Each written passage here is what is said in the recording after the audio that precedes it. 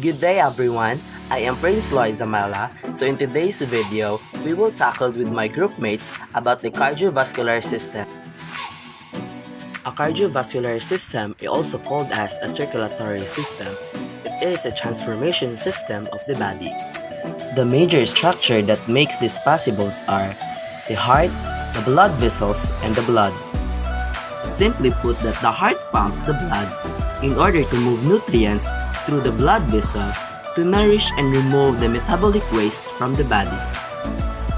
The purpose of this lesson is to present the basic understanding of the cardiovascular system. The heart has two major circuits within the circulatory pathway which work together in a closed circulatory system.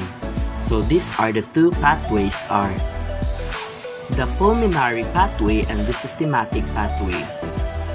Pulmonary pathway, in the human organism, the right side of the heart is pushes to the blood to the pulmonary circuit so that it can be oxygenated in the lungs. While the systematic pathway on the left side of the heart pump oxygenated blood to the entire body. The blood and then the return to the heart via to the systematic pathway where the cycles begin again through the pulmonary pathway. Then it can be said that the heart is actually two pumps divided by symptoms or walls. As mentioned in muscular system, the heart is an involuntary muscle that works somewhat independently from the nervous system. This will be explained in more details later, but for now, let's take a look in what makes up the heart. So here is a glass of Kabahar to continue about the heart. Good day! I am Glasami Kabahar and this is the continuation of the discussion of Mr. Lloyd Zamela. So I will be tackling the heart. So the heart is a muscular organ with 4 hollow chambers. It consists of 2 atria, which is the upper chamber. The 2 atria are the right and left atrium. And it has 2 ventricles, which are the lower chamber. The 2 ventricles are the right and left ventricle. The left and the right side are divided by the septum. Septum is the cartilage in the nose that separates the nostrils. The heart is also made up of 3 layers of tissue. The inner layer is the endocardium, which is the thin smooth membrane that leaves the inside of the chambers of the heart and forms the surface of the valves of which therefore. The second one is the myocardium, which is the middle layer, is the muscular wall of the heart or the heart muscle. The last layers of tissue is the pericardium, the outer layer. This is a tough double-layered fiber sac. Okay, hello, good morning everybody. By the way, I am Chris Jane Panorel, your speaker, and now I'm going to discuss with you one of the major structures of cardiovascular system, the blood vessels. Blood vessels are the channels or conduits through which blood is distributed to body tissues. And the word vessels has many meanings, but in anatomy and physiology, blood vessels are meant for carrying blood throughout the body. And also, the vessels make up 2 closed systems of tubes that begin and end at the heart. And one system, the pulmonary vessels, transports blood from the right ventricle to the lungs and back to the left atrium.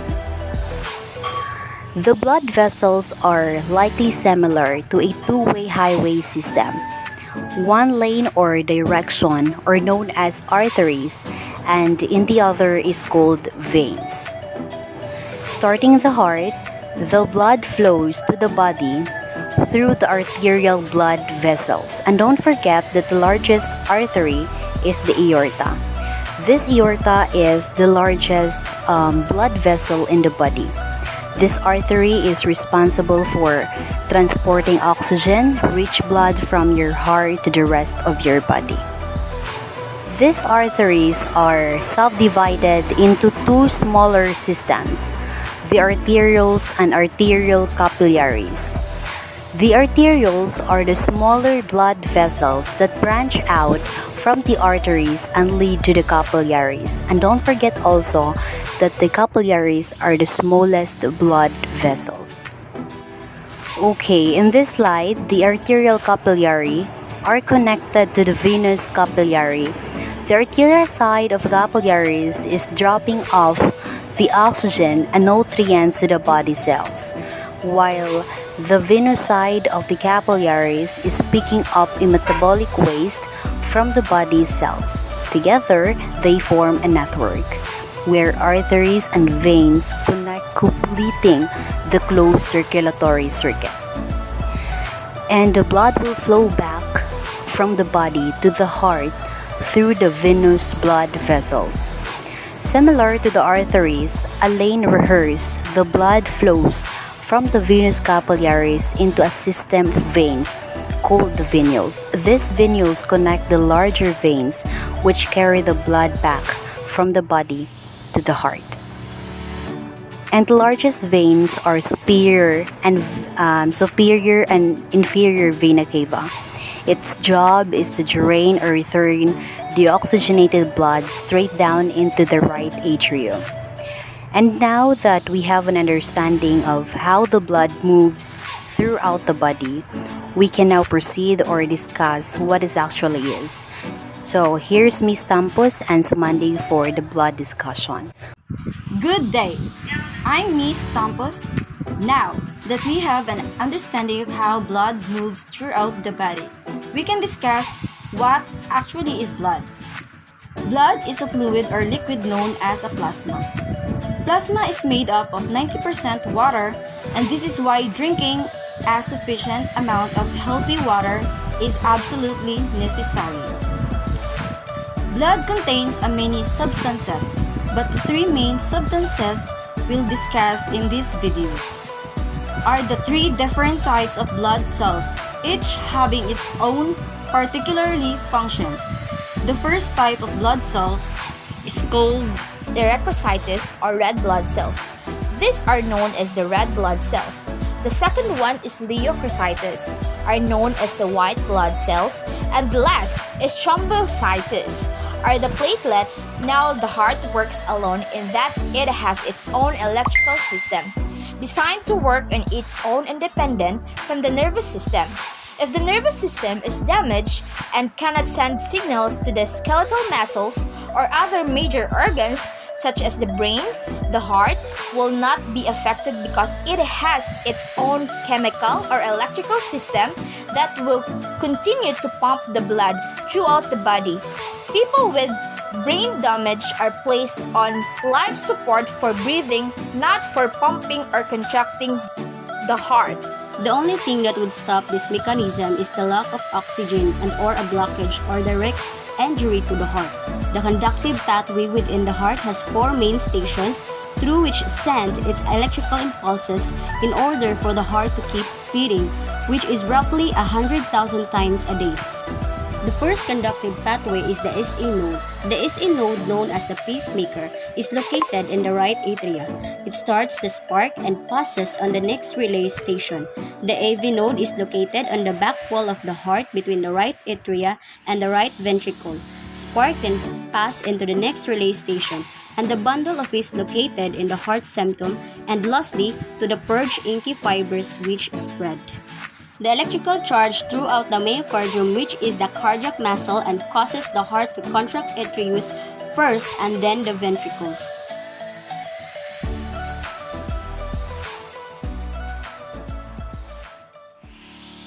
Question number 1. Describe the structure of the heart, the pattern of blood flow through the valves and chambers of the heart, how the heart as a muscle is supplied with blood, and what happens when the resting heart must suddenly supply an exercising body.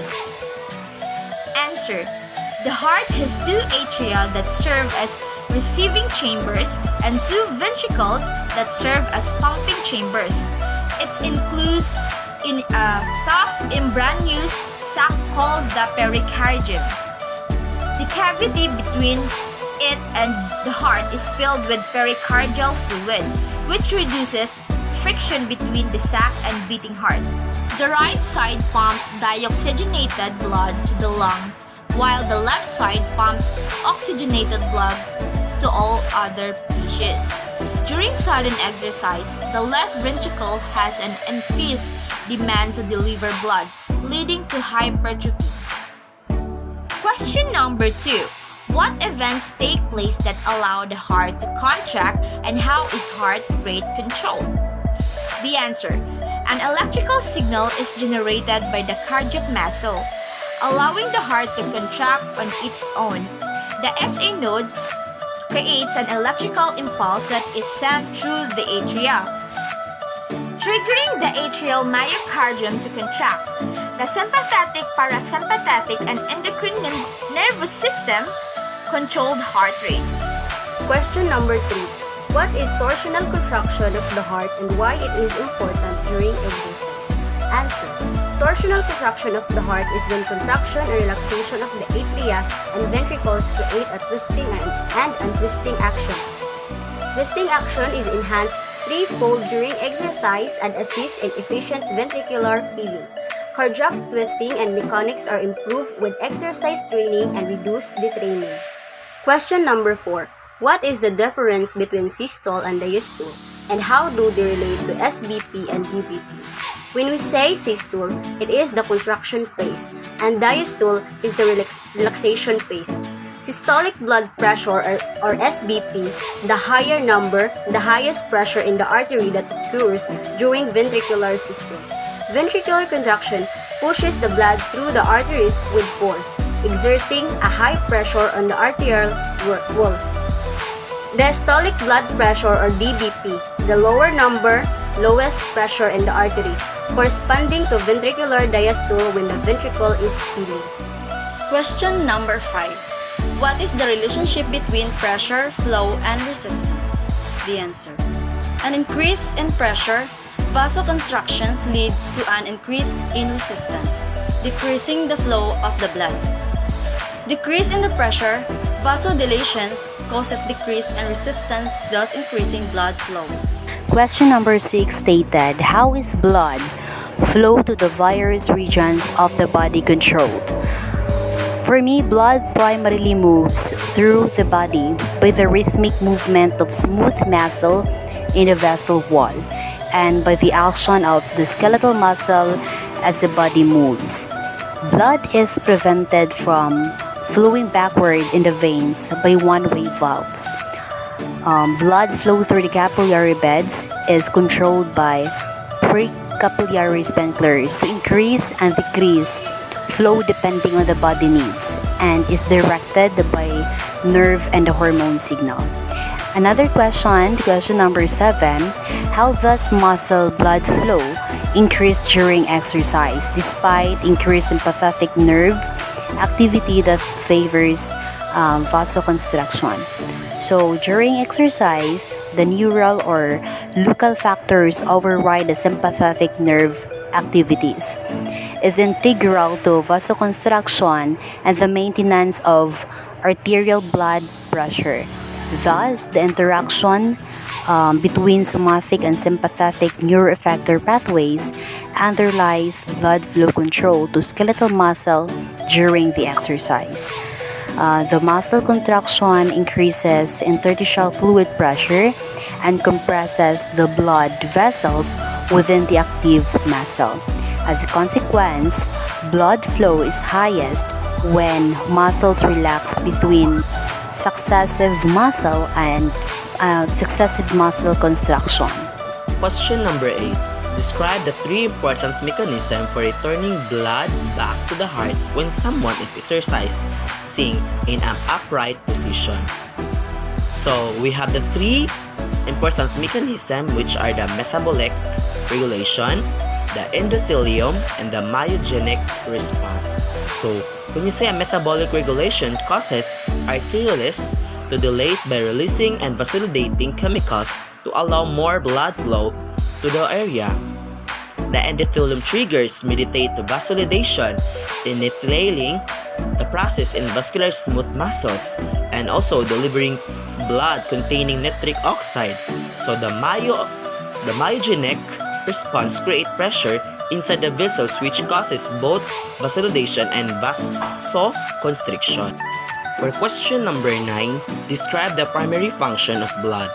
The primary function of blood includes transporting oxygen and substrates in the circulatory system to be used through the entire body, temperature regulation during the physical activity due to heat production from the muscles, and buffers acid formed during the anaerobic metabolism, and maintaining pH homeostasis. Thank you, and God bless everyone.